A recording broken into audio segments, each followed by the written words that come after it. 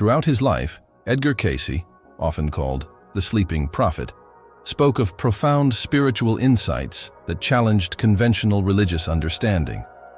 His trance-induced readings suggested that early Christian authorities deliberately removed Jesus' teachings about reincarnation from biblical texts, fundamentally altering Christianity's message.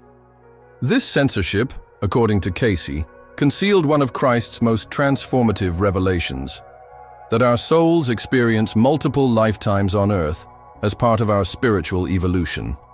Before we continue, drop a quick hi in the comments and let us know where you're watching from. It really helps support the channel. Edgar Cayce's journey into the spiritual unknown began in an unlikely manner.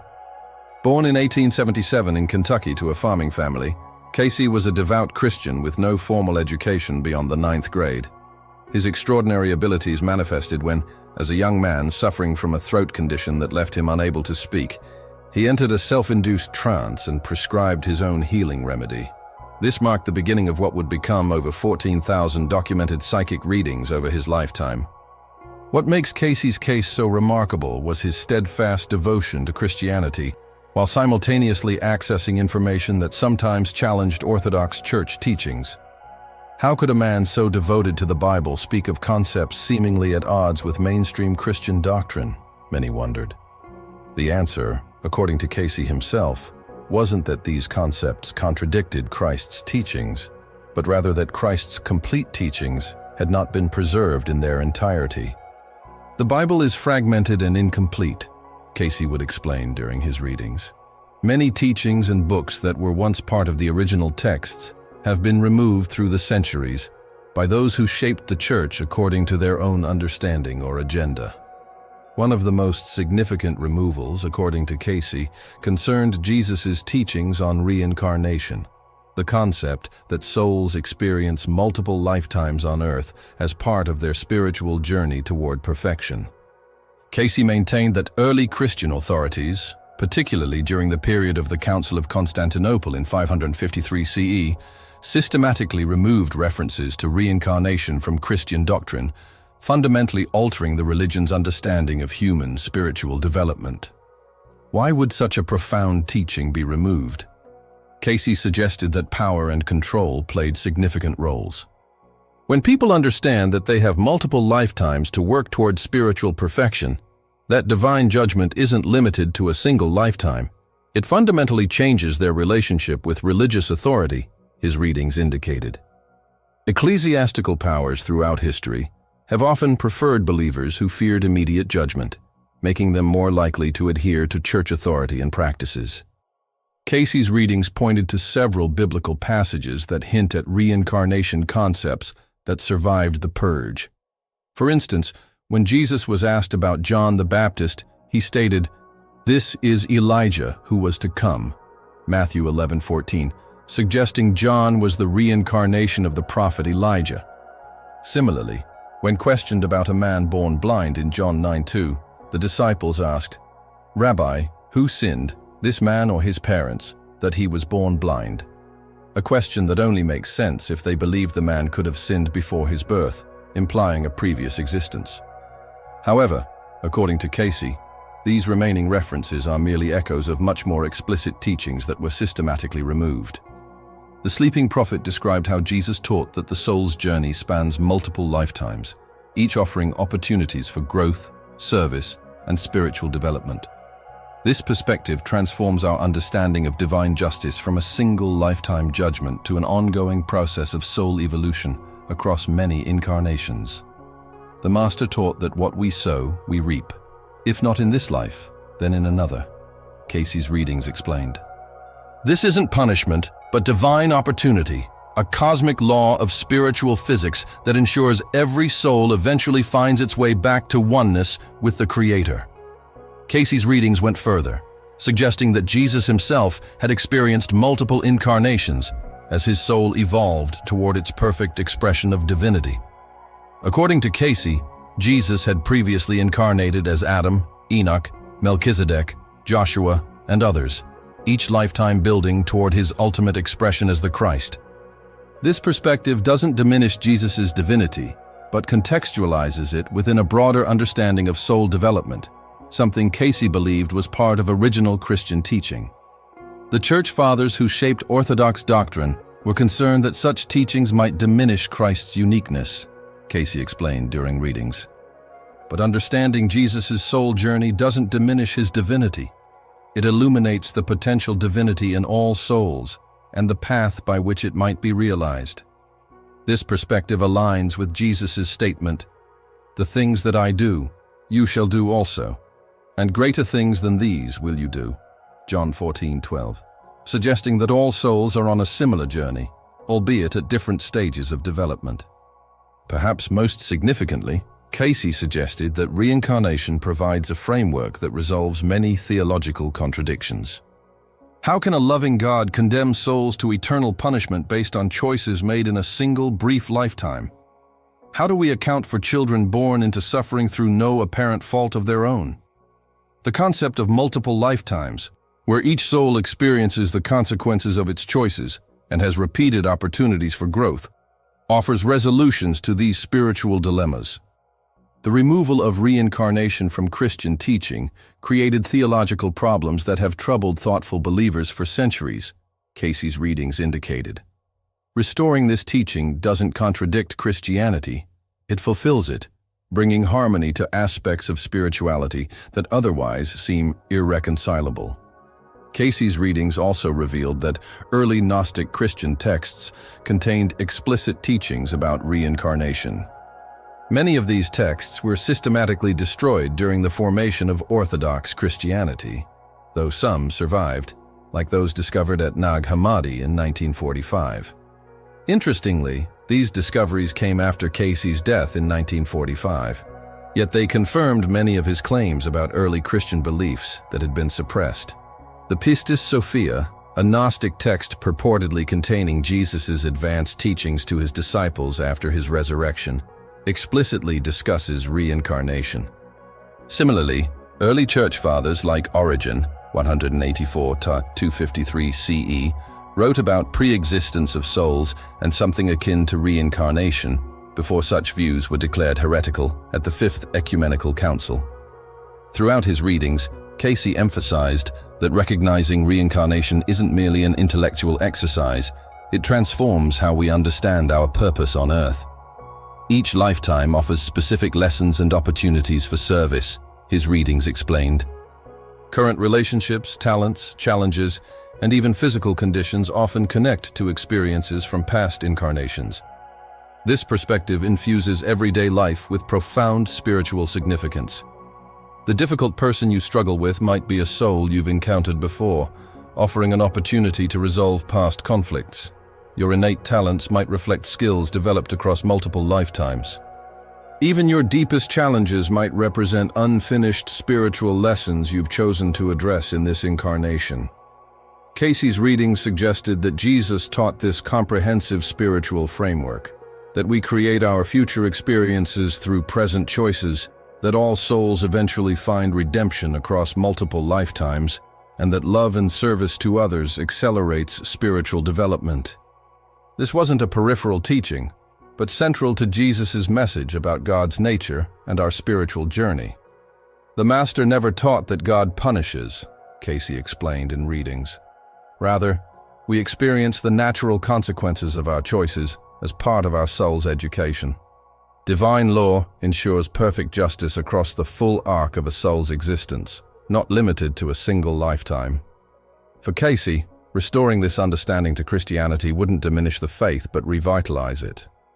It would illuminate Jesus' teachings about loving one's enemies, serving others, and prioritizing spiritual development over material gain.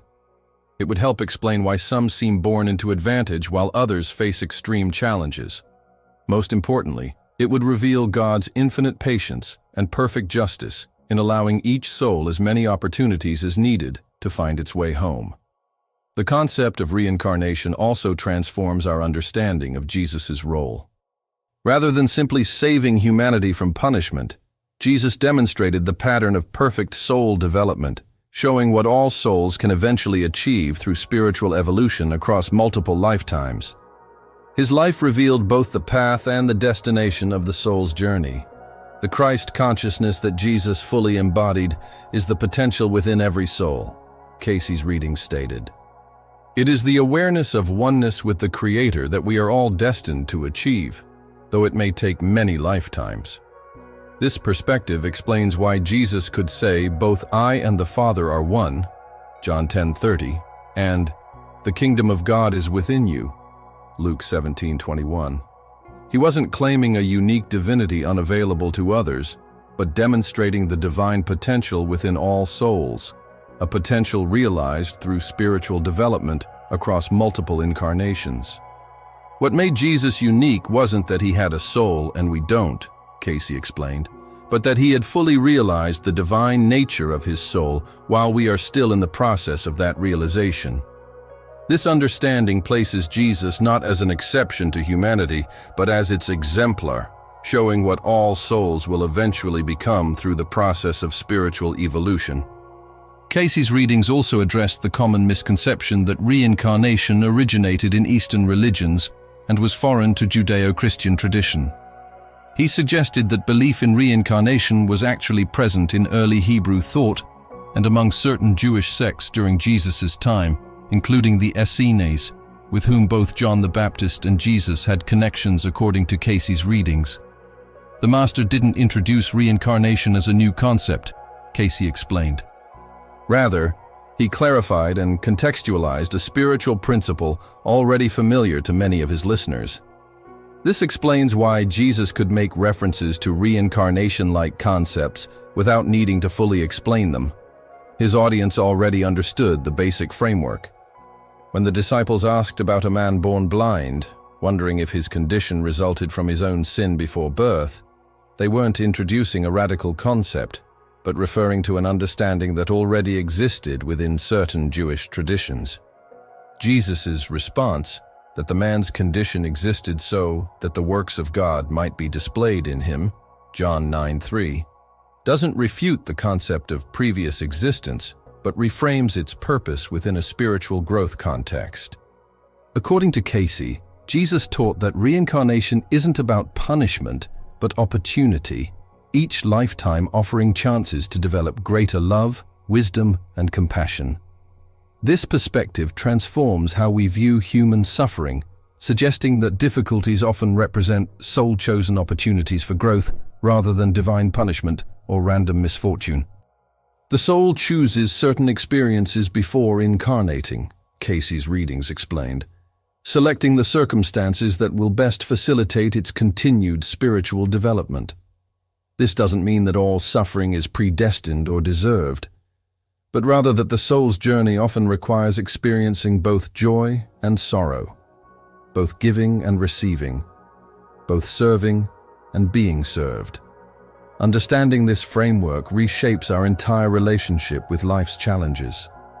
The difficult person isn't someone to avoid, but potentially a soul you've agreed to work with across lifetimes. The challenge isn't punishment, but opportunity. The path isn't random, but purposeful, even when that purpose remains temporarily obscured from our conscious awareness.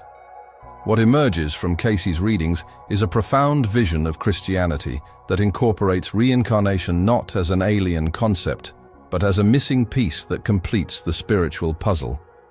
With this piece restored, many of Jesus' teachings take on deeper, more coherent meaning, and theological contradictions find resolution in a broader understanding of the soul's journey. The removal of reincarnation from Christian doctrine didn't just eliminate a single concept. It fundamentally altered how believers understood their spiritual journey, divine justice, and the very purpose of Jesus' ministry. By restoring this teaching, Cayce believed Christianity could reclaim its full spiritual power and coherence. Why does this matter today? Because our understanding of spiritual reality shapes everything about how we live. When we recognize that our soul's journey spans multiple lifetimes, our perspective expands beyond immediate concerns to encompass a much larger spiritual vision. We begin to see that our current circumstances, whether challenging or fortunate, represent just one chapter in an ongoing story of soul development. This expanded perspective doesn't diminish the importance of our current lifetime, but contextualizes it within a greater spiritual journey. It helps explain why some people seem born with certain talents, tendencies, or challenges. It offers hope that no soul is ever truly lost, that divine justice operates not through punishment, but through providing unlimited opportunities for growth and redemption. Most importantly, it aligns with what we intuitively sense about divine love. Would a truly loving Creator provide only one brief lifetime to determine a soul's eternal destiny? Or would that love extend to providing as many opportunities as each soul needs to find its way back to oneness with the divine? Edgar Cayce believed that restoring Jesus' teaching about reincarnation wouldn't undermine Christianity but fulfill it, revealing the stunning breadth and depth of God's love for each soul. It would illuminate why Jesus emphasized certain teachings and how his life demonstrated the path all souls will eventually walk, albeit at different paces and through different experiences. Throughout his thousands of readings, Cayce consistently maintained that understanding reincarnation transforms our relationship with both our own lives and with others. It helps us recognize that the soul, not the temporary personality of a single lifetime, represents our true identity. It encourages patience with ourselves and others, knowing that spiritual development unfolds across many lifetimes rather than a single brief existence. The greatest mistake in modern Christianity, Cayce's reading suggested, isn't what it teaches, but what it has forgotten to teach. By reclaiming the understanding of reincarnation that Cayce believed was integral to Jesus' original message, we gain access to a spiritual framework that makes sense of life's seemingly random experiences and challenges. This understanding doesn't require abandoning Christianity, but rather exploring its deeper dimensions. It suggests that the spiritual journey Jesus described wasn't limited to a single lifetime, but encompasses many incarnations, each offering opportunities to develop greater love, wisdom, and alignment with divine principles. For those interested in exploring this perspective further, Cayce's readings, meticulously documented by the Association for Research and Enlightenment, ARE, offer a fascinating window into what he believed were Jesus' original, uncensored teachings. While mainstream Christianity may continue to reject the concept of reincarnation, Cayce's work invites us to consider whether this rejection represents theological clarity or historical loss. Whether one ultimately accepts Cayce's claims about reincarnation in early Christianity, his readings undeniably offer a thought-provoking perspective on spiritual development that has resonated with countless seekers. They present a vision of divine love that extends beyond a single lifetime, a love patient enough to allow each soul as many opportunities as needed to realize its divine potential.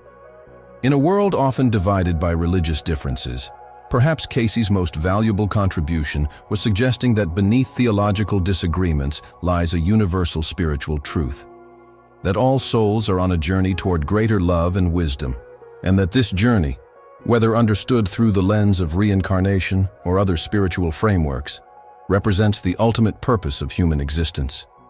As we reflect on what Jesus might have originally taught and what may have been removed from Christian doctrine, perhaps the most important question isn't theological but personal. How might understanding our soul's journey across multiple lifetimes transform how we live today?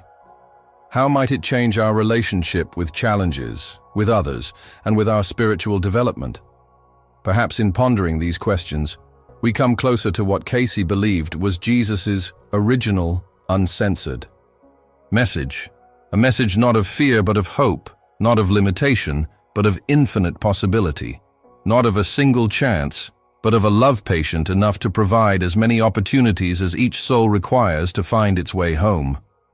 The profound implications of this perspective invite us to reconsider not just what we believe about Christianity, but how we understand our very purpose on earth. If Cayce was correct, that the Church removed Jesus' teachings about reincarnation, restoring this understanding doesn't diminish Christianity. It reveals its even greater spiritual depth and transformative power. Thank you for journeying with us through this exploration of Edgar Cayce's revelations about Jesus' censored teachings. If these ideas resonated with you, we'd love to hear your thoughts in the comments below. Our team reads every single one. Your engagement through likes and shares helps these spiritual insights reach others who might benefit from them. Subscribe to our channel to continue exploring the deeper dimensions of spirituality that transform how we understand our existence. Remember, as Cayce himself often emphasized, the purpose of life is not to be happy, but to be useful, to be compassionate, to have it make some difference that you have lived and lived well.